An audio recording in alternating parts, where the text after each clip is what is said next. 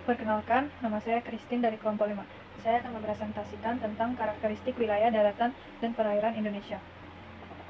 Indonesia merupakan wilayah kepulauan yang terdiri atas daratan dan lautan dengan 60% wilayah berupa lautan. Iklim di Indonesia memiliki 4 sifat dasar yang dipengaruhi oleh kondisi geografis wilayahnya.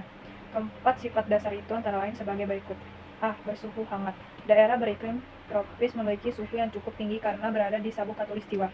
Suhu Indonesia tidak ekstrim karena Indonesia berbentuk kepulauan yang dikelilingi lautan. Keberadaan lautan akan menjaga suhu daratan sehingga menjadi lebih stabil dan tidak lagi ekstrim. B. Pergantian musim penghujan dan kemarau yang relatif stabil. Posisi Indonesia yang berada di antara dua samudera dan dua benua menyebabkan pergantian gerakan angin saat posisi matahari bergeser. 1.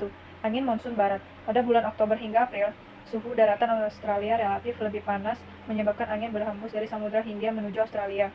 Angin ini banyak membawa uap air melalui Indonesia menyebabkan Indonesia mengalami musim hujan. 2. Angin monsun timur.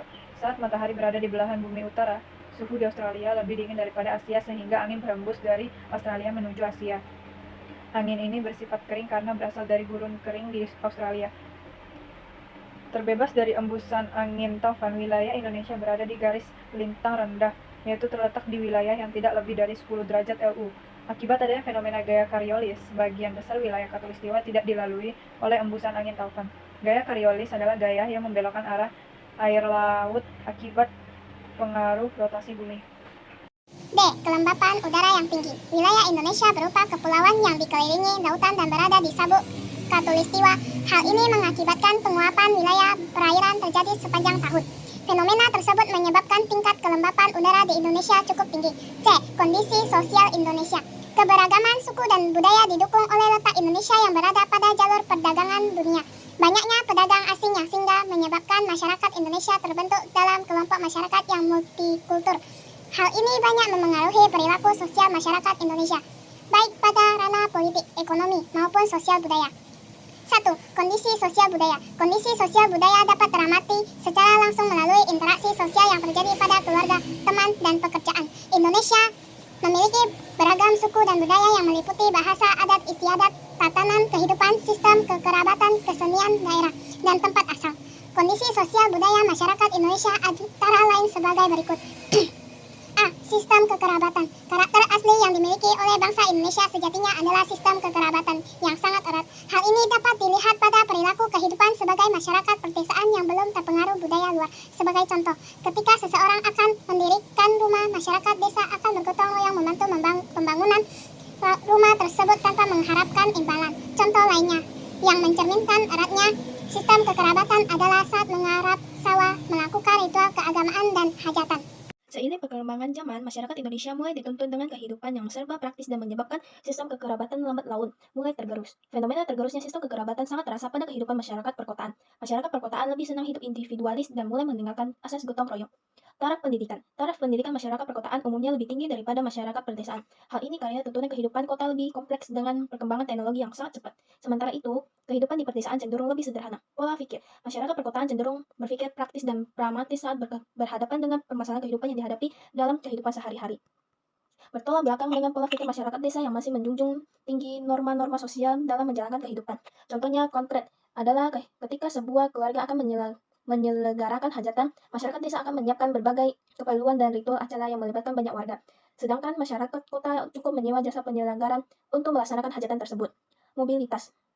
Tingkat mobilitas yang tinggi pada umumnya terlihat di wilayah perkotaan dan pusat perdagangan. Pulau Jawa dan Batam merupakan contoh pulau yang mempunyai aktivitas mobilitas tinggi, terutama Jawa bagian pesisir utara. Hal itu karena di wilayah pesisir utara Jawa terdapat banyak bandar udara dan pelabuhan yang memudahkan mobilitas antar pulau. 2. Kondisi sosial ekonomi.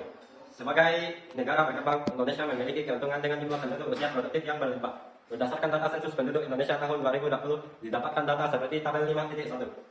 Dalam piramida penduduk, jumlah penduduk Indonesia ditampilkan pada gambar 5.11. Negara yang memiliki sebaran penduduk seperti piramida pada gambar 5.11 dapat dikatakan mendapatkan bonus demografi, yaitu usia produktif lebih banyak daripada usia non-produktif. Hal ini wajib menjadi perhatian bagi pemerintah agar dapat mengelola dengan baik karena bonus demografi sejatinya memiliki dua mata sisi pisau yang saling bertolak belakang.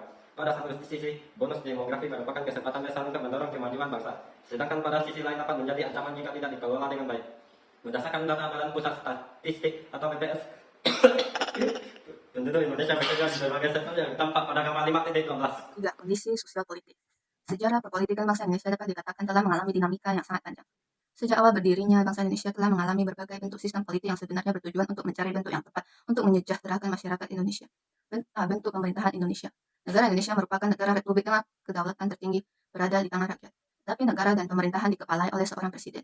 Kata republik berasal dari kata Latin respublica, yang secara harfiah mengandung arti urusan awam, yang artinya dimiliki serta dikawal oleh rakyat.